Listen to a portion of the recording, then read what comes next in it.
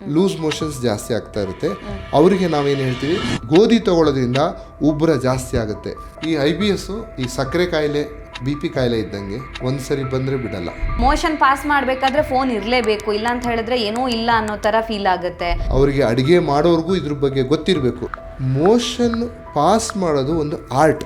ಮಾಮೂಲಿ ಮನುಷ್ಯನಿಗೆ ಎಷ್ಟು ಗ್ಯಾಸ್ ಇರುತ್ತೆ ಅದೇ ಗ್ಯಾಸು IBS ಅಲ್ಲಿದ್ದರೆ ಅವ್ರಿಗೆ ತುಂಬ ಡಿಸ್ಕಂಫರ್ಟ್ ಆಗುತ್ತೆ. ಆ ಮನುಷ್ಯ ಕಷ್ಟನ ಹೇಗೆ ಎದುರಿಸ್ತಾನೆ, ಮತ್ತು ಅವನು ಗಟ್ಟಲ್ಲಿ ಕರಳಲ್ಲಿ ಯಾವ ಥರ ಬ್ಯಾಕ್ಟೀರಿಯಾಗಳ ಕಾಲೋನಿ ಯಾವ ಥರ ಇದೆ ಅದ್ರ ಮೇಲೂ ಡಿಪೆಂಡ್ ಆಗುತ್ತೆ. 3 ಜನ ಇರ್ಬೋದು ಮನೆಯಲ್ಲಿ, ಆದರೆ ನೀವು ಅವ್ರ ಜೀನ್ಸ್ ಟೆಸ್ಟ್ ಮಾಡಿದ್ರೆ ಎಲ್ಲ ಬೇರೆ ಬೇರೆ ಇರುತ್ತೆ.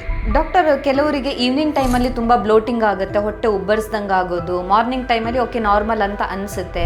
ನಾವು ಇದಕ್ಕೊಂದು ಟೆಸ್ಟ್ ಮಾಡ್ತೀವಿ. ನಾವು ರೆಕ್ಟಮಲ್ಲಿ ಒಂದು ಬಲೂನ್ ಹಾಕಿ ಇನ್ಫ್ಲೇಟ್ ಮಾಡ್ತೀವಿ. ಕೆಲವರಿಗೆ 50 cc ಬಲೂನ್ ಹಾಕಿದ ತಕ್ಷಣ ಅವ್ರಿಗೆ ಗೊತ್ತಾಗ್ಬಿಡುತ್ತೆ, ಓ ಒಳಗಡೆ ಏನೇ ಇದೆ ಅಂತ. ಕೆಲವರಿಗೆ 100 ml ಏರ್ ತುಂಬಿಸಿದ್ರು ಗೊತ್ತಾಗುತ್ತೆ. ಬೇರೆ ಮನುಷ್ಯನಿಗೆ ಬರೋ ಕಾಯಿಲೆನೂ IBS ಮನುಷ್ಯನಿಗೂ ಬರ್ಬೋದು. IBS ಮನುಷ್ಯನಿಗೆ ಏನೋ ಒಂದು ಕೋಲೋರೆಕ್ಟಲ್ ಕ್ಯಾನ್ಸರ್ ಬಂತು, ಅವರಿಗೆ ಪೇಯ್ನ್ ಶುರುವಾಯಿತು. ಓ ಇದು ಬಿಡಪ್ಪ, ಇದು IBS ಅಂದ್ಕೊಂಡು ಬಿಡೋದಲ್ಲ. ಹಾಗಲೂ ರಾತ್ರಿ ಈ IBS ಅನ್ನೋದು ಕಿರಿಕಿರಿ ಮಾಡ್ತಾ ಇರುತ್ತೆ, ಪ್ರಾಣ ತೆಗೆಯಲ್ಲ.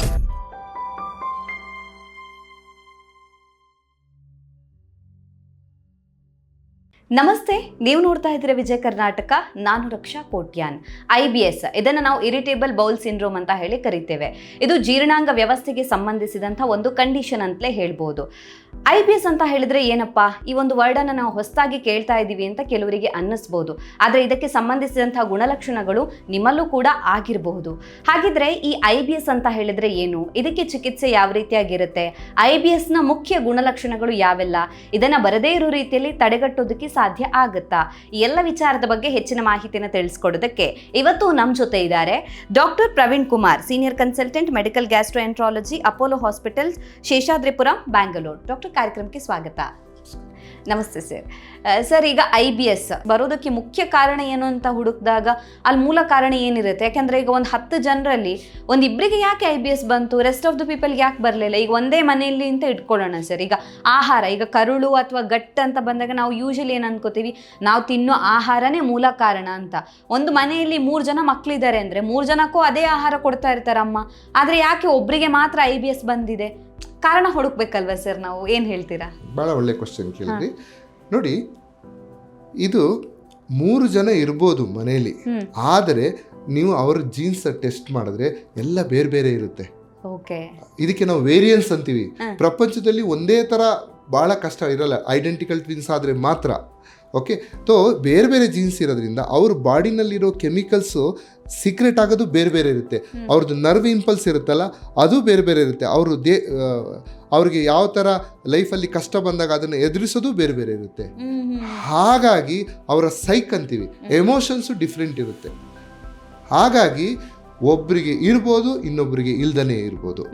ಬರೀ ಆಹಾರದ ಮೇಲೆ ಡಿಪೆಂಡ್ ಆಗಲ್ಲ, ಜೊತೆಗೆ ಆ ಮನುಷ್ಯ ಕಷ್ಟನ ಹೇಗೆ ಎದುರಿಸ್ತಾನೆ, ಮತ್ತು ಅವನು ಗಟ್ಟಲ್ಲಿ ಕರಳಲ್ಲಿ ಯಾವ ಥರ ಬ್ಯಾಕ್ಟೀರಿಯಾಗಳ ಕಾಲೋನಿ ಯಾವ ಥರ ಇದೆ ಅದ್ರ ಮೇಲೂ ಡಿಪೆಂಡ್ ಆಗುತ್ತೆ. ಓಕೆ, ಅವರ ಮಾನಸಿಕ ಆರೋಗ್ಯದ ಜೊತೆಗೆ ಕರುಳಿನಲ್ಲಿ ಬ್ಯಾಕ್ಟೀರಿಯಾಗಳು ಹೇಗೆ ಕೆಲಸ ಮಾಡ್ತಾ ಇದಾವೆ ಅನ್ನೋದು ಕೂಡ ಮುಖ್ಯ ಆಗುತ್ತೆ ಅಂತ. ಆಹಾರದ ವಿಚಾರದ ಬಗ್ಗೆ ನೀವು ಮಾತಾಡಿದ್ರಿ ಡಾಕ್ಟರ್.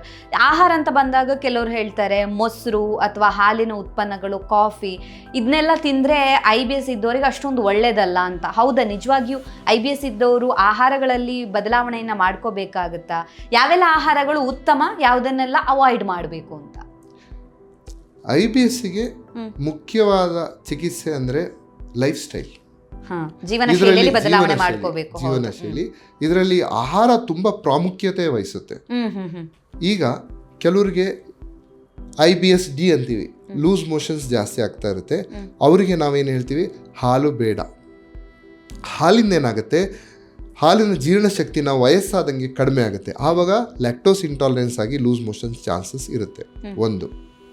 ಆಮೇಲೆ ಮೊಸರು ಒಳ್ಳೆಯದು IBSಗೆ. ಯಾಕೆ ಅಂತಂದರೆ ಮೊಸರಲ್ಲಿ ಒಳ್ಳೆ ಬ್ಯಾಕ್ಟೀರಿಯಾ ಇರುತ್ತೆ, ಪ್ರೋಬಯೋಟಿಕ್ಸ್. ಹಾಲಲ್ಲಿ ಇರಲ್ಲ, ಪ್ರೋಬಯೋಟಿಕ್ಸ್ ಇರುತ್ತೆ. Coffee with milk may be ಬ್ಯಾಡ್, ಅಂದರೆ ಈ ಲೂಸ್ ಮೋಷನ್ ಆಗೋದಕ್ಕೆ ಮಿಲ್ಕ್ ಜೊತೆ ಕಾಫಿ ಕುಡಿಯೋದು ಒಳ್ಳೆಯದಲ್ಲ. ಆದರೆ ಕಾಫಿ ಜಾಸ್ತಿ ಲಿವರ್ಗೆ ಒಳ್ಳೆಯದು ಅಂತ ಹೇಳ್ತೀವಿ. ಬ್ಲ್ಯಾಕ್ ಕಾಫಿ ಹೌದು, ಲಿವರ್ಗೆ ಒಳ್ಳೆಯದು ಅಂತ ನಾವು ಹೇಳ್ತೀವಿ. ಆಮೇಲೆ ಈ IBSನಲ್ಲಿ ನಾವೊಂದು ಲೋ ಫೋಡ್ ಮ್ಯಾಪ್ ಡಯಟ್ ಅಂತ ಒಂದು ವರ್ಡ್ ಯೂಸ್ ಮಾಡ್ತೀವಿ. ಈ ಲೋ ಫ್ರಕ್ಟೋಸ್, ಆಲಿಗೋ, ಮಾನೋಸ್ಯಾಕ್ರೈಡ್ಸ್ ಅಂತ ಅದು ಕಡಿಮೆ ಇರಬೇಕು. ಇದು ಯಾವ ಫುಡ್ಡಲ್ಲಿ ಜಾಸ್ತಿ ಇರುತ್ತೆ ಅಂತ ತಿಳ್ಕೊಂಡ್ರೆ ಬೇರೆದನ್ನ ತಿನ್ಬೋದು.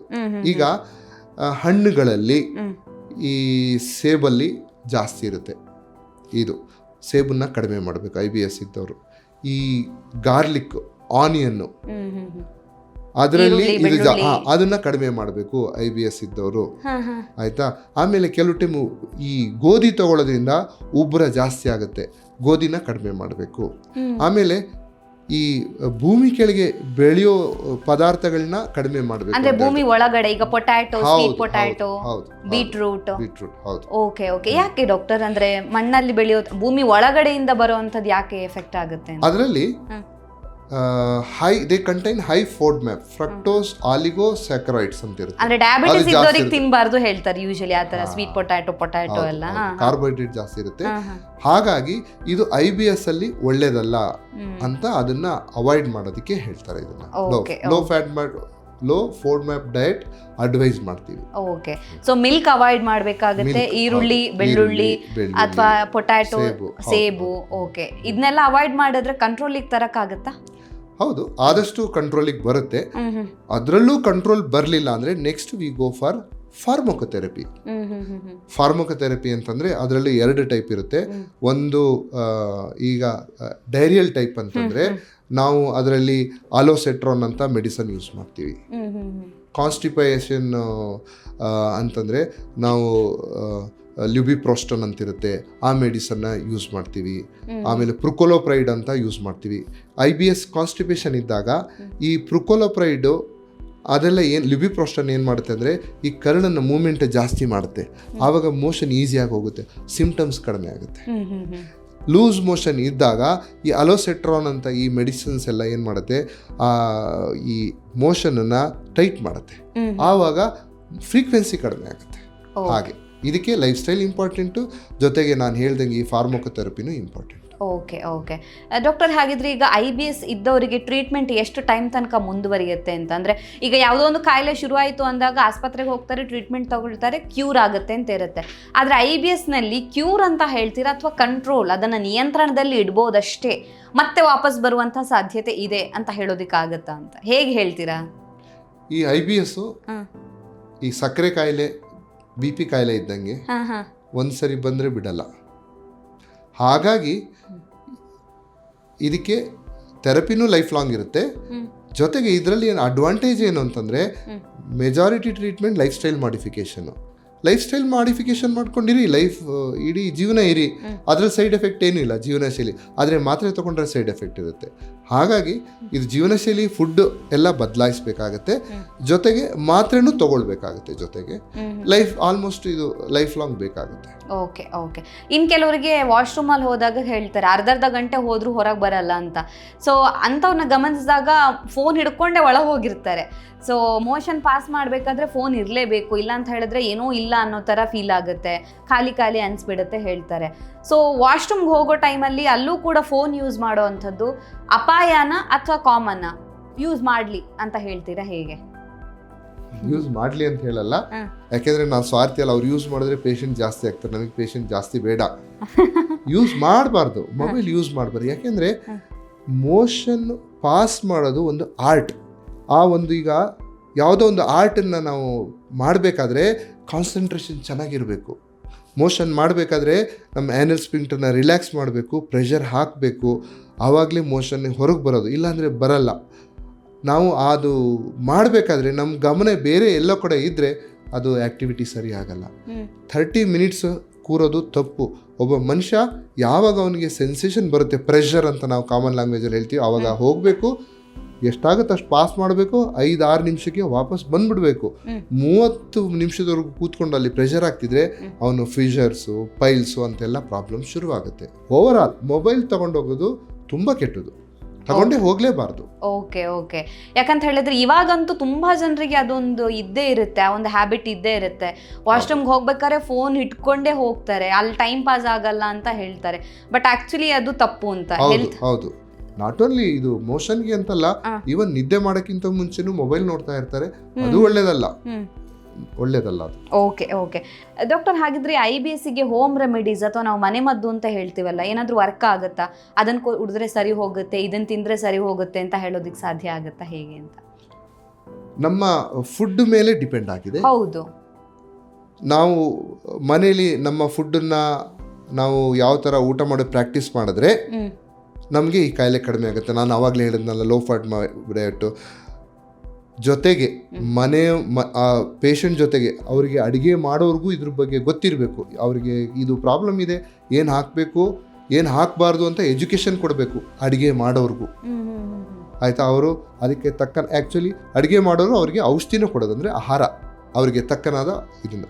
ಜೊತೆಗೆ ಈ ಪೆಪ್ಪರ್ಮೆಂಟ್ ಆಯಿಲ್ ಅಂತ ಹೇಳ್ತೀವಿ, ಅದು IBS ಅಲ್ಲಿ ಬ್ಲೋಟಿಂಗ್ನ ಕಡಿಮೆ ಮಾಡುತ್ತೆ. ಮತ್ತು ಕೆಲವು ಟೈಮು ಈ ವಾಮಿಟಿಂಗ್ ಸೆನ್ಸೇಷನ್ ಎಲ್ಲ ಬಂದಾಗ ಈ ಜಿಂಜರ್ ಟೀ ಅದೆಲ್ಲ ಹೆಲ್ಪ್ ಮಾಡುತ್ತೆ. ಡಾಕ್ಟರ್, ಕೆಲವರಿಗೆ ಈವ್ನಿಂಗ್ ಟೈಮಲ್ಲಿ ತುಂಬ ಬ್ಲೋಟಿಂಗ್ ಆಗುತ್ತೆ, ಹೊಟ್ಟೆ ಉಬ್ಬರಿಸ್ದಂಗೆ ಆಗೋದು, ಮಾರ್ನಿಂಗ್ ಟೈಮಲ್ಲಿ ಓಕೆ ನಾರ್ಮಲ್ ಅಂತ ಅನಿಸುತ್ತೆ. ಇದು ಯಾವ ಕಾರಣಕ್ಕೋಸ್ಕರ, ಏನು ಸಮಸ್ಯೆ ಇರುತ್ತೆ ಅವರಲ್ಲಿ ಅಂತ? ನಮ್ಮ ಒಂದು ಪ್ರಾಕ್ಟೀಸ್ ಪ್ರಕಾರ ನಾವು ಬೆಳಗ್ಗೆ ಮೋಷನ್ ಮಾಡ್ತೀವಿ, ಆಮೇಲೆ ಬೆಳಗ್ಗೆ ತಿಂಡಿ ನಾವು ತಿಂತೀವಿ. ಯೂಶ್ವಲಿ ಬ್ರೇಕ್ಫಾಸ್ಟ್ ಜಾಸ್ತಿ ತಿಂತಾರೆ, ಅದು ಕರಳಿಗೆ ಹೋಗುತ್ತೆ. ಹೊಟ್ಟೆಯಿಂದ ದೊಡ್ಡ ಕರಳಿಗೆ ಹೋಗ್ಬೇಕಾದ್ರೆ ಒಂದು 6 ಗಂಟೆ ಆಗುತ್ತೆ. 6 ಗಂಟೆ ಮೇಲೆ ದೊಡ್ಡ ಕರಳಿಗೆ ಹೋಗುತ್ತೆ. ನಂತರ ಮಧ್ಯಾಹ್ನ ಊಟ ಮಾಡಿದ್ದು ಒಂದು ಸಾಯಂಕಾಲದಂಗೆ ದೊಡ್ಡ ಕರಳಿಗೆ ಹೋಗುತ್ತೆ. ದೊಡ್ಡ ಕರಳಲ್ಲಿ ಬ್ಯಾಕ್ಟೀರಿಯಾ ತುಂಬ ಇರುತ್ತೆ. ನಮ್ಮ ದೇಹದಲ್ಲಿರೋ ಎಷ್ಟು ಜೀವಕೋಶ ಇದೆ ಅದಕ್ಕಿಂತ ಜಾಸ್ತಿ ಬ್ಯಾಕ್ಟೀರಿಯಾಗಳಿದೆ ದೊಡ್ಡ ಕರಳಲ್ಲಿ. ಆ ಫುಡ್ಡನ್ನ ಪ್ರೊಸೆಸ್ ಮಾಡುತ್ತೆ. ಯಾವಾಗ ಆ ಫುಡ್ಡನ್ನ ಪ್ರೊಸೆಸ್ ಮಾಡಿದಾಗ ಅಲ್ಲಿ ಗ್ಯಾಸ್ ಪ್ರೊಡಕ್ಷನ್ ಜಾಸ್ತಿ ಆಗುತ್ತೆ. ಅಂದರೆ ನಾವು ಬೆಳಗ್ಗೆ ತಿಂದಿದ್ದು ಮಧ್ಯಾಹ್ನದಂಗೆ ಫುಡ್ಡು ದೊಡ್ಡ ಕರಳಿಗೆ ಹೋಯಿತು, ಮಧ್ಯಾಹ್ನ ತಿಂದು ಸಾಯಂಕಾಲ ಹೋಯಿತು. ದೊಡ್ಡ ಕರಳಲ್ಲಿ ಜಾಸ್ತಿ ಮ್ಯಾಟರ್ ಇದೆ, ಬ್ಯಾಕ್ಟೀರಿಯಾ ಅದನ್ನು ಪ್ರೊಸೆಸ್ ಮಾಡಿ ಗ್ಯಾಸ್ ಪ್ರೊಡಕ್ಷನ್ ಆಗ್ತಾ ಇದೆ. ಬೆಳಗ್ಗೆ ಇಲ್ಲ, ಸಾಯಂಕಾಲ ಗ್ಯಾಸ್ ಪ್ರೊಡಕ್ಷನ್ ಜಾಸ್ತಿ ಆಯಿತು. ಹಾಗೆ ಜಾಸ್ತಿ ಆಗುತ್ತೆ. ಮತ್ತು ಅದು ರಾತ್ರಿಯೆಲ್ಲ ಸಾಯಂಕಾಲ ಕೆಲವರು ಮೋಷನ್ ಮಾಡಿ ಆ ಗ್ಯಾಸು ಮತ್ತು ಮೋಷನ್ನೆಲ್ಲ ಹೊರಗೆ ಕಳಿಸಿದಾಗ ಅವ್ರಿಗೆ ಕಂಫರ್ಟ್ ಸಿಗುತ್ತೆ. ಕೆಲವರು ಒಂದೇ ಸರಿ ಮೋಷನ್ ಮಾಡೋರು ಬೆಳಗ್ಗೆ ಅದನ್ನು ಗಾಳಿ ಮತ್ತು ಆ ಮೋಷನ್ನ ಪಾಸ್ ಮಾಡಿದಾಗ ಫುಲ್ಲು ಒಳಗಡೆ ಇರೋದೆಲ್ಲ ಖಾಲಿಯಾಗಿ ಹೊಟ್ಟೆ ಸ್ವಲ್ಪ ಕಂಫರ್ಟ್ ಸಿಗುತ್ತೆ. ಮತ್ತು ಅದೇ ಒಂದು ಶುರುವಾಗುತ್ತೆ. ಮತ್ತು ಬೆಳಗ್ಗೆ ತಿಂಡಿ ಮಾಡ್ತಾರೆ, ದೊಡ್ಡ ಕರಳಿಗೆ ಹೋಗುತ್ತೆ, ಪ್ರೋಸೆಸ್ ಆಗುತ್ತೆ, ಗಾಳಿ ಉತ್ಪಾದನೆ ಆಗುತ್ತೆ. ಹಾಗೆ ಯಾವಾಗ ಮೋಷನ್ ಪಾಸ್ ಮಾಡ್ತೀವಿ ಕಂಫರ್ಟು, ಮತ್ತು ಊಟ ಹಾಕಿದ ತಕ್ಷಣ ಬ್ಲೋಟಿಂಗ್ ಶುರುವಾಗುತ್ತೆ. ನಾವು ಊಟ ಹಾಕೋಕ್ಕೆ ಶುರುವಾಗೋದು ಬೆಳಗ್ಗೆ ತಿಂಡಿ, ಮಧ್ಯಾಹ್ನ ಊಟ. ಹಾಗಾಗಿ ಸಾಯಂಕಾಲ ಜಾಸ್ತಿ ಬ್ಲೋಟಿಂಗ್ ಸೆನ್ಸೇಷನ್ ಇರುತ್ತೆ. ಕೆಲವರು ಏನು ಮಾಡ್ತಾರೆ, ಜಾಸ್ತಿ ಹಾಲು ಕುಡಿಯೋರು ಮತ್ತು ಈ ಜಾಸ್ತಿ ಗ್ಯಾಸ್ ಪ್ರೊಡಕ್ಷನ್ ಮಾಡೋ ಒಂದು ಫುಡ್ಗಳನ್ನ ತಗೊಳ್ಳೋರು, ಅವ್ರಿಗೇನಾಗುತ್ತೆ ಬ್ಲೋಟಿಂಗ್ ತುಂಬ ಆಗ್ಬಿಡುತ್ತೆ ಸಾಯಂಕಾಲ. ಆವಾಗ ಅವರು ಮತ್ತೊಂದ್ಸರಿ ಸಾಯಂಕಾಲ ಮೋಷನ್ ಹೋಗೋ ಪರಿಸ್ಥಿತಿ ಬರುತ್ತೆ. ಅವ್ರ ಮೋಷನ್ ಹೋದ್ಮೇಲೆ ನನಗೆ ಕಂಫರ್ಟೇಬಲ್ ಆಯಿತು ಅಂತ ಅವ್ರು ಹೇಳ್ತಾರೆ. ಹಾಗಾದ್ರೆ ಇದು IBSಗೆ ಸಂಬಂಧಪಟ್ಟದ್ದು ಅಥವಾ ಜನರಲ್ ಕಂಡೀಷನ್ ಅಂತ ಹೇಳ್ತೀರಾ? ಇದು ಜನರಲ್ ಕಂಡೀಷನ್ನು, ಆದರೆ IBS ಅಲ್ಲಿ ಇದು ಸ್ವಲ್ಪ ಆಂಪ್ಲಿಫೈ ಆಗುತ್ತೆ, ಸ್ವಲ್ಪ ಜಾಸ್ತಿನೇ ಇರುತ್ತೆ ಅಂತ. ಈ ಮೈಕಲ್ಲಿ ಹೇಗೆ ಆಂಪ್ಲಿಫೈ ಆಗುತ್ತೆ ನಮ್ಮ ವಾಯ್ಸು, ಅದೇ ಥರ ಇದು IBS ಅಲ್ಲಿ ಅವರು ಜಾಸ್ತಿ ಸೆನ್ಸಿಟಿವ್ ಆಗ್ತಾರೆ. ಸ್ವಲ್ಪ ಮಾಮೂಲಿ ಮನುಷ್ಯನಿಗೆ ಎಷ್ಟು ಗ್ಯಾಸ್ ಇರುತ್ತೆ ಅದೇ ಗ್ಯಾಸು IBS ಅಲ್ಲಿದ್ದರೆ ಅವ್ರಿಗೆ ತುಂಬ ಡಿಸ್ಕಂಫರ್ಟ್ ಆಗುತ್ತೆ. ಯಾಕೆಂದರೆ ಸೆನ್ಸಿಟಿವಿಟಿ ಜಾಸ್ತಿ ಇರುತ್ತೆ. ನಾವು ಇದಕ್ಕೊಂದು ಟೆಸ್ಟ್ ಮಾಡ್ತೀವಿ. ನಾವು ರೆಕ್ಟಮಲ್ಲಿ ಒಂದು ಬಲೂನ್ ಹಾಕಿ ಇನ್ಫ್ಲೇಟ್ ಮಾಡ್ತೀವಿ. ಕೆಲವರಿಗೆ 50 cc ಬಲೂನ್ ಹಾಕೋ ತಕ್ಷಣ ಅವ್ರಿಗೆ ಗೊತ್ತಾಗ್ಬಿಡುತ್ತೆ ಒಳಗಡೆ ಏನೇ ಇದೆ ಅಂತ. ಕೆಲವರಿಗೆ 100 ml ಏರ್ ತುಂಬಿಸಿದ್ರು ಗೊತ್ತಾಗಲ್ಲ. Sensitivity also differs. ಈ IBS ಅಲ್ಲಿ ಅವರು ಜಾಸ್ತಿ ಸೆನ್ಸಿಟಿವ್ ಇರ್ತಾರೆ. ಹಾಗಾಗಿ ಅವರಿಗೆ ಸ್ವಲ್ಪ ಇದ್ದರೂ ಜಾಸ್ತಿ ಅವ್ರಿಗೆ ಲಕ್ಷಣಗಳು ಜಾಸ್ತಿ ಆಗುತ್ತೆ, ತುಂಬ ಡಿಸ್ಕಂಫರ್ಟ್ ಆಗುತ್ತೆ. ಓಕೆ ಡಾಕ್ಟರ್, ಹಾಗಿದ್ರೆ IBS ನಲ್ಲಿ ಆಗ್ಲೇ ಹೇಳಿದ್ರಿ ನೀವು ಮಾತಾಡ್ತಾ, ಇದು ಅಪಾಯ ಏನು ಅಲ್ಲ ಅಂತ. ಆದ್ರೂ ಈಗ ಯಾವುದೇ ಆದ್ರೂ ಕೂಡ ಅದನ್ನ ಹಾಗೆ ಬಿಟ್ಟಾಗ ಒಂದ್ ರೀತಿ ಸಮಸ್ಯೆಯನ್ನು ಉಂಟು ಮಾಡೇ ಮಾಡುತ್ತೆ. ನಾವೀಗ ಕೋಲ್ಡ್ ಆಗೋದನ್ನು ಕೂಡ ಕೋಲ್ಡ್ ಅಂತ ಸುಮ್ಮನೆ ಬಿಟ್ಟಾಗ ಅದು ಒಂದು ದಿನ ಸಿವಿಯರ್ ಆಗಿ ಬೇರೆ ಇನ್ನೇನೋ ಪ್ರಾಬ್ಲಮ್ ಆಗಬಹುದು, ಅಲರ್ಜಿ ಆಗಬಹುದು ಅಥವಾ ಅಸ್ತಮಕ್ ಟರ್ನ್ ಆಗಬಹುದು. So in the same way ನಾವೀಗ IBS ಅಲ್ಲಿ ಹೇಳೋದಾದ್ರೆ ಯಾವ ಒಂದು ವಾರ್ನಿಂಗ್ ಸೈನ್ಸ್ ಅನ್ನ ನಾವು ಇಗ್ನೋರ್ ಮಾಡಬಾರ್ದು ಅಂತ. ಈ ಒಂದು ಲಕ್ಷಣ ನನಗೆ ಬಂತು ಅಂತ ಹೇಳಿದಾಗ ಅಯ್ಯೋ ಬಿಡಪ್ಪ ಇದು ನಂಗೆ ಮಾಮೂಲಿ ಅಂತ ಅನ್ಕೊಳ್ದೆ ಯಾವಾಗ ಆಸ್ಪತ್ರೆಗೆ ಹೋಗಲೇಬೇಕು, ಯಾವಾಗ ನಾವು ಡಾಕ್ಟ್ರನ್ನ ಹೋಗಿ ಮಾತಾಡಿಸ್ಬೇಕು ಅಂತ. ನೋಡಿ, ಬೇರೆ ಮನುಷ್ಯನಿಗೆ ಬರೋ ಕಾಯಿಲೆನೂ IBS ಮನುಷ್ಯನಿಗೂ ಬರ್ಬೋದು. ಈಗ ಒಬ್ಬನಿಗೆ IBS ಅಂತ ನಾವು ಡಯಾಗ್ನೋಸ್ ಮಾಡಿರ್ತೀವಿ. ಅವನು ಮುಂದಿನ ಸರಿ ಬಂದಾಗ ಕೆಲವು ಚಿಹ್ನೆಗಳು ಹೇಳಿದಾಗ ನಾವು ಅದನ್ನು ಟೆಸ್ಟ್ ಮಾಡಬೇಕು. ಏನೋ ಪ್ರಾಬ್ಲಮ್ ಇದೆ, ಯಾವುದು ಒಂದು ಬ್ಲಡ್ ಬರ್ತಾ ಇದೆ ಮೋಷನಲ್ಲಿ, ಆವಾಗ ಅದನ್ನು ಟೆಸ್ಟ್ ವೆಯ್ಟ್ ಲಾಸ್ ಆಗ್ತಾ ಇದೆ, ವೆಯ್ಟ್ ಲಾಸ್ ಆಗಲ್ಲ, IBS ಅಲ್ಲಿ ವೆಯ್ಟ್ ಲಾಸ್ ಆಗಲ್ಲ, ವೆಯ್ಟ್ ಲಾಸ್ ಆಗ್ತಾ ಇದೆ, ಆವಾಗ ಮತ್ತೆ ಟೆಸ್ಟ್ ಮಾಡಬೇಕಾಗತ್ತೆ. ಕೆಲವು ಟೈಮು ಈ ಅವರ ಫ್ಯಾಮಿಲಿನಲ್ಲಿ ಕೋಲೋರೆಕ್ಟಲ್ ಕ್ಯಾನ್ಸರ್ಸ್ ಜಾಸ್ತಿ ಇರುತ್ತೆ. ಅಂಥ ಮನುಷ್ಯರಿಗೆ IBS ಇದ್ದರೂ ಕೂಡ ಮಧ್ಯೆ ಮಧ್ಯೆ ನಾವು ಪರೀಕ್ಷೆ ಮಾಡಬೇಕಾಗುತ್ತೆ, ಇವ್ರಿಗೇನಾದರೂ ಕೋಲೋರೆಕ್ಟಲ್ ಕ್ಯಾನ್ಸರ್ ಬಂದಿದಾ ಅಂತ. ಯಾಕೆಂದರೆ IBS ಮನುಷ್ಯನಿಗೆ ಏನೋ ಒಂದು ಕೋಲೋರೆಕ್ಟಲ್ ಕ್ಯಾನ್ಸರ್ ಬಂತು, ಅವರಿಗೆ ಪೇಯ್ನ್ ಶುರುವಾಯಿತು, ಇದು ಬಿಡಪ್ಪ, ಇದು IBS ಅಂದ್ಕೊಂಡು ಬಿಡೋದಲ್ಲ. ಈ ಥರ ವೆಯ್ಟ್ ಲಾಸ್ ಆದಾಗ, ಮೋಷನಲ್ಲಿ ಬ್ಲಡ್ ಬಂದಾಗ, ಅಥವಾ ಅವರಿಗೆ ಫ್ಯಾಮಿಲಿಲಿ ಹಿಸ್ಟ್ರಿ ಇದ್ದಾಗ, ಮತ್ತು ಅನೀಮಿಯಾ, ಹಿಮೋಗ್ಲೋಬಿನ್. ಈಗ IBS ಮನುಷ್ಯ ಬರ್ತಾ ಇರ್ತಾರೆ, ಫಾಲೋ ಅಪ್ ಮಾಡ್ತಾ ಇರ್ತೀವಿ, ಅವ್ರದ್ದು ಹಿಮೋಗ್ಲೋಬಿನ್ 14 ಇರುತ್ತೆ. ಒಂದು ದಿವಸ ನಾವು ಟೆಸ್ಟ್ ಮಾಡ್ತೀವಿ ಹಿಮೋಗ್ಲೋಬಿನ್ನು, ಆವಾಗ ಅವ್ರದ್ದು ಭಾಳ ಕಡಿಮೆ ಇರುತ್ತೆ, 7-8 ಇರುತ್ತೆ. ಆವಾಗ ಅದನ್ನು ನಾವು ಪರೀಕ್ಷೆ ಮಾಡಿ ಪತ್ತೆ ಹಚ್ಚಬೇಕು, ಏನೋ ಪ್ರಾಬ್ಲಮ್ ಇದೆ ಅಂತ. ಇದೆಲ್ಲ ಅಪಾಯದ ಒಂದು ಚಿಹ್ನೆಗಳು. ಡಾಕ್ಟರ್, ಹಾಗಿದ್ರೆ ಮಾತಾಡ್ತಾ ಫಸ್ಟಿಗೆ ಹೇಳಿದ್ರಿ ನೀವು ಇದು ಅಪಾಯ ಅಂತೂ ಅಲ್ಲ ಅಂತ. ಹಾಗಿದ್ರೆ IBS ಇದ್ದವ್ರು ಆಸ್ಪತ್ರೆಗೆ ಬರಲೇಬೇಕು ಅಂತ ಇಲ್ವಾ? ಕೆಲವರು ಹೇಳ್ತಾರೆ ನನಗೆ ಪ್ರಾಣ ಹೋದ್ರೂ ಪರವಾಗಿಲ್ಲ, ಇದು ಇರಬಾರ್ದು ಅಂತ. ಅವ್ರಿಗೆ ಅನಿಸುತ್ತೆ, ಕಿರಿಕಿರಿ ಮಾಡ್ತಾ ಇರುತ್ತೆ. ಇದು ಹಾಗಲ್ಲ, ಹಗಲು ರಾತ್ರಿ IBS ಅನ್ನೋದು ಕಿರಿಕಿರಿ ಮಾಡ್ತಾ ಇರುತ್ತೆ, ಪ್ರಾಣ ತೆಗೆಯಲ್ಲ. ಇರಿಟೇಷನ್ ಆಗುತ್ತೆ, ಅವ್ರಿಗೆ ಕೆಲಸ ಮಾಡಕ್ ಬಿಡಲ್ಲ, ಕಾನ್ಸಂಟ್ರೇಷನ್ ಮಾಡಕ್ ಯಾವುದೋ ಒಂದು ಪ್ರಾಜೆಕ್ಟ್ ಮಾಡಬೇಕು, ಬೇಗ ಮುಗಿಸ್ಬೇಕು ಅಂತಂದ್ರೆ ಅವರಿಗೆ ಕಾನ್ಸಂಟ್ರೇಷನ್ ಸಿಗಲ್ಲ, ಬ್ಲೋಟಿಂಗ್ ಇರುತ್ತೆ, ಸ್ವಲ್ಪ ಅವ್ರಿಗೆ ಕಾನ್ಫಿಡೆನ್ಸ್ ಕಡಿಮೆ ಆಗುತ್ತೆ. ಹೌದು ನಾವು ಹೇಳ್ತಾರಲ್ಲ ಕೆಲವರು, ಅವ್ನಿಗೆ IBS ಇದೆ ಅದಕ್ಕೆ ಆತರ ಇರ್ತಾನೆ ಅಂತ. ಸೊ ಕ್ವಾಲಿಟಿ ಆಫ್ ಲೈಫ್ ಅನ್ನ ಅದು ಕಡಿಮೆ ಮಾಡುತ್ತೆ ಅಂತಾನೆ ಹೇಳ್ಬೋದು. ಕ್ವಾಲಿಟಿ ಆಫ್ ಲೈಫ್ ಕಡಿಮೆ ಮಾಡುತ್ತೆ, ಲೈಫ್ ಎಕ್ಸ್ಪೆಕ್ಟೆನ್ಸಿ ಕಡಿಮೆ ಆಗಲ್ಲ. ಅವನು ಏನು ಅಪಾಯ ಅಲ್ಲ, ಇದು ಅಪಾಯ ಅಲ್ಲ. 100 ವರ್ಷ ಬದುಕಬೇಕು ಅಂದ್ರೆ 100 ವರ್ಷ ಬದುಕ್ತಾನೆ, ಆದ್ರೆ ಕಿರಿಕಿರಿಲ್ ಬದುಕ್ತಾನೆ, ಕಂಟ್ರೋಲ್ ಆಗ್ಲಿಲ್ಲ, ನೆಮ್ಮದಿ ಇರೋದಿಲ್ಲ ಅಂತ, ನೆಮ್ಮದಿ ಜೀವನ ಸಿಗೋದಿಲ್ಲ IBS ಇದ್ದವರಿಗೆ ಅಂತ. ಡಾಕ್ಟರ್, ಈಗ ನಿಮ್ಮ ಎಕ್ಸ್ಪೀರಿಯನ್ಸ್ ಅಲ್ಲಿ ಹೇಳ್ಬೇಕು ಅಂದ್ರೆ, ಸಾಮಾನ್ಯವಾಗಿ ಯಾವ ಏಜ್ ಗ್ರೂಪ್ ಅವರು ಈ ಒಂದು ಸಮಸ್ಯೆಯಿಂದ ಬರ್ತಾರೆ? ಡಾಕ್ಟರ್ ನಂಗೆ IBS ಇದೆ ಅಂತ ಬರ್ತಾರೆ, ಅಥವಾ ಡಿಟೆಕ್ಟ್ ಆದಾಗ ಹೇಗೆ? ಕಾಮನ್ ಏಜ್ ಗ್ರೂಪ್ ಯಾವ್ದ್ರಲ್ಲಿ ಗೊತ್ತಾಗುತ್ತೆ ಅಂತ? ಯೂಶಲಿ ಮಿಡ್ಲ್ ಏಜ್ ಆದ್ಮೇಲೆ ಇದು ಪ್ರಾಬ್ಲಮ್ ಶುರು ಆಗೋದು. ಈ ಚಿಕ್ಕ ವಯಸ್ಸಲ್ಲಿದ್ದಾಗ ನಮ್ಮ ಫಿಸಿಕಲ್ ಆಕ್ಟಿವಿಟಿ, ನಮ್ಮ ಕಾನ್ಸಂಟ್ರೇಷನ್ ಬೇರೆ ಕಡೆ ಇರುತ್ತೆ, ಸ್ಟ್ರೆಸ್ ಇರಲ್ಲ. ಚಿಕ್ಕವರಿದ್ದಾಗ ಸ್ಟ್ರೆಸ್ ಇರಲ್ಲ. ಈಗ ನೀವು ಹೇಳ್ದಂಗೆ ಸ್ಕೂಲಲ್ಲೆಲ್ಲ ಸ್ವಲ್ಪ ಸ್ಟ್ರೆಸ್ ಜಾಸ್ತಿ ಕೊಡ್ತಾರೆ, ಇರ್ಬೋದು. ಈಗ IBS ನೋಡಿದೀವಿ, ಬಟ್ ಯೂಶಲಿ ಮಿಡ್ಲ್ ಏಜು ಆಮೇಲೆ ಅದು ಶುರುವಾಗೋದು. ಮಿಡ್ಲ್ ಏಜ್ ಅಂತ ಹೇಳಿದ್ರೆ ಒಂದು 25-30 ಆ ತರ ಶುರುವಾಗುತ್ತೆ. ಓಕೆ 25 ಮೇಲೇನೆ ಇದು ಶುರುವಾಗುತ್ತೆ ಅಂತ. ಈಗ ಜೆಂಡರ್ ಅಲ್ಲಿ ಫೀಮೇಲ್ಸಿಗೆ, ಮೇಲಿಗೆ ಇಂಥವ್ರಿಗೆ ಜಾಸ್ತಿ, ಇಂಥವ್ರಿಗೆ ಕಮ್ಮಿ ಅಂತ ಹೇಳೋಕ್ಕಾಗತ್ತಾ? ಯಾಕಂದ್ರೆ ಈಗ ಮಹಿಳೆಯರಲ್ಲಿ ಒಂದಿಷ್ಟು ಹಾರ್ಮೋನ್ ವೇರಿಯೇಷನ್ಸ್ ಆಗುತ್ತೆ, ಆ ಥರ ಏನಾದರೂ ಕನೆಕ್ಷನ್ಸ್ ಇದೆಯಾ, ಅಥವಾ ಎಲ್ರಿಗೂ ಒಂದೇ ಅಂತ ಹೇಳ್ತೀರಾ? ಒಂದೇ ಥರ ಅಂತ ಹೇಳೋಕ್ಕಾಗಲ್ಲ, ಕೆಲವು ಟೈಮ್ ಫೀಮೇಲ್ಸಿಗೆ ಜಾಸ್ತಿ ಇರೋ ಚಾನ್ಸಸ್ ಇರುತ್ತೆ. ಡಾಕ್ಟರ್, ಈ IBSಗೆ ಸಂಬಂಧಪಟ್ಟ ಹಾಗೆ ತಪ್ಪು ಕಲ್ಪನೆಗಳು ಏನಾದರೂ ಇದಾವ? ಜನರು ಇದನ್ನು ಅರ್ಥ ಮಾಡ್ಕೊಂಡಿರುವಂಥ ರೀತಿನೇ ಬೇರೆ ಆಗಿದೆಯಾ? ಹೇಗೆ ನಿಮ್ಮ ಕಡೆಯಿಂದ ಏನು ಹೇಳ್ತೀರಾ ಅಂತ? IBS ಬಗ್ಗೆ ತಪ್ಪು ಕಲ್ಪನೆಗಳು ಕೆಲವರು ಏನಂತ ತಿಳ್ಕೊತಾ ಇದ್ದಾರೆ, ಇದು ಫೀಮೇಲ್ಸಲ್ಲಿ ಜಾಸ್ತಿ ಇದೆ, ಆಮೇಲೆ ಇದು ಗ್ಯಾಸ್ ಪ್ರಾಬ್ಲಮ್, ಇದಕ್ಕೆ ಗ್ಯಾಸ್ಟ್ರಿಕ್ ಟ್ಯಾಬ್ಲೆಟ್ ತಿನ್ನಬೇಕು, ಗಟ್ ವೀಕ್ ಇದೆ ಅಂತೆಲ್ಲ ಒಂದು ತಪ್ಪು ಕಲ್ಪನೆ ಇದೆ. ಆ ಥರ ಏನು ಇಲ್ಲ. ಇದು ಒಂದು ಮಾಮೂಲಿ ಕಾಯಿಲೆಗಳು ಇದ್ದ ಹಾಗೆ. ಇದರಲ್ಲಿ ಏನು ಅಂದರೆ ನಮಗೆ ಕಣ್ಣಿಗೆ ಕಾಣಿಸಲ್ಲ ಅಷ್ಟೇ, ಒಳಗಡೆ ಈ ನ್ಯೂರಾನ್ಸು ಕೆಮಿಕಲ್ ಚೇಂಜಸ್ ಅಲ್ಲಿ ಡಿಫೆಕ್ಟ್ ಇರುತ್ತೆ, ಅದನ್ನ ಈಸಿಯಾಗಿ ಕರೆಕ್ಟ್ ಮಾಡ್ಕೋಬೋದು ಅಷ್ಟೇ. ಒಂದು ರೀತಿಯಲ್ಲಿ ನೀವು ಹೇಳ್ದಾಗ ಅನ್ನಿಸ್ತು, ಯಾರ ಹತ್ರನೂ ಹೇಳಕ್ಕಾಗದೆ ಬಿಡಕ್ಕಾಗದೆ ಇರುವಂಥ ಒಂದು ಕಂಡೀಷನ್ ಅಂತ. ಅಂದರೆ ಇನ್ನೊಬ್ಬರಿಗೆ ನಾವು ಏನು ಅನುಭವಿಸ್ತಾ ಇದೀವಿ ಅನ್ನೋದು ಗೊತ್ತಿಲ್ಲ, ಬಟ್ ನನಗೆ ಅದು ಫೀಲ್ ಆಗ್ತಾ ಇದೆ ಒಳಗಡೆಯಿಂದ, ಬಟ್ ಅದನ್ನು ಎಕ್ಸ್ಪ್ಲೈನ್ ಮಾಡೋಕ್ಕಾಗ್ತಿಲ್ಲ ಅನ್ನೋ ಥರ ಒಂದು ಕಂಡೀಷನ್ ಕೂಡ ಆಗಿರಬಹುದಲ್ವಾ ಅಂತ. ಹೌದು, ಇದರಲ್ಲಿ ನಾವು ಎನ್ಕರೇಜ್ ಮಾಡ್ತೀವಿ, ನೀವು ನಿಮ್ಮಲ್ಲಿರೋ ಒಂದು ಪ್ರಾಬ್ಲಮ್ನ ನೀವು ಹೇಳ್ಕೊಳ್ಳಿ, ಡಾಕ್ಟರ್ ಹತ್ರ ಹೇಳ್ಕೊಳ್ಳಿ, ಕೊಲಿಗ್ ಹತ್ರ ಹೇಳ್ಕೊಳ್ಳಿ. ಅದರಲ್ಲಿ ಅವ್ರು ಏನೇನು ಡಾಕ್ಟರ್ಗಳು ಏನೇನು ನಿಮಗೆ ಅಡ್ವೈಸ್ ಮಾಡ್ತಾರೆ ಅದನ್ನು ನೀವು ಅಳವಡಿಸ್ಕೊಳ್ಳಿ ಅಂತ ಹೇಳ್ತೀವಿ. ತುಂಬ ಜನ ಓಪನ್ ಆಗಿ ಹೇಳಲ್ಲ. ಈ ಮನೋರೋಗಗಳಾಗಲಿ, ಸೈಕೋಸೋಮ್ಯಾಟಿಕ್ ಡಿಸಾರ್ಡರ್ ಆಗಲಿ, ಅವರು ಜನಗಳ ಒಳಗೇ ಇಟ್ಕೊಂಡು ಸಫರ್ ಆಗ್ತಾರೆ. ಅದು ತಪ್ಪು. ಆ್ಯಕ್ಚುಲಿ ನಾವು ಅವ್ರಿಗೆ ಎನ್ಕರೇಜ್ ಮಾಡ್ತೀವಿ, ನೀವು ಹೇಳಿ, ಪ್ರತಿಯೊಂದು ಸಿಂಪ್ಟಮ್ನ ಹೇಳಿ, ಬಂದು ನಮ್ಗೆ ಹೇಳ್ತಾ ಇರಿ, ನಾವು ಅದ್ರ ಪ್ರಕಾರ ನಿಮಗೆ ಕೌನ್ಸಿಲಿಂಗ್ ಮಾಡ್ತೀವಿ, ಏನು ಮೆಡಿಸನ್ ಬೇಕು ಅದನ್ನು ಕೊಡ್ತೀವಿ ಅಂತ ಹೇಳ್ತೀವಿ. ಓಕೆ ಡಾಕ್ಟರ್, ಕೊನೆಯದಾಗಿ IBS ಇರುವಂತಹ ಜನಗಳಿಗೆ ನೀವು ಕೊಡುವಂಥ ಪ್ರಾಕ್ಟಿಕಲ್ ಆಗಿರುವಂತಹ ಅಡ್ವೈಸ್ ಏನು ಅಂತ? IBS ಅನ್ನೋದು ಪ್ರಾಣ ತೆಗೆಯೋ ಕಾಯಿಲೆ ಅಲ್ಲ. ನಾವು IBSನ ಸರಿ ಮಾಡಬೇಕಾದ್ರೆ ನಾವು ನಮ್ಮ ದೇಹ ಯಾವ ಥರ ಕೆಲಸ ಮಾಡುತ್ತೆ ಅನ್ನೋದನ್ನು ಅರ್ಥಕೊಳ್ಬೇಕಾಗತ್ತೆ. ಕೆಲವು ಬಾರಿ ನಾವು ನಮ್ಮ ನಾರ್ಮಲ್ ಫಂಕ್ಷನ್ನೇ ನಾವು ಕಾಯಿಲೆ ಅಂತ ತಿಳ್ಕೊಂಡು ಸಫರ್ ಆಗ್ತಾ ಇರ್ತೀವಿ. ಈಗ ಊಟ ಆದ ತಕ್ಷಣ ಮೋಷನ್ ಹೋಗ್ತಾ ಇದೆ, ನನಗೆ ಪ್ರಾಬ್ಲಮ್ ಇದೆ, ತಪ್ಪು.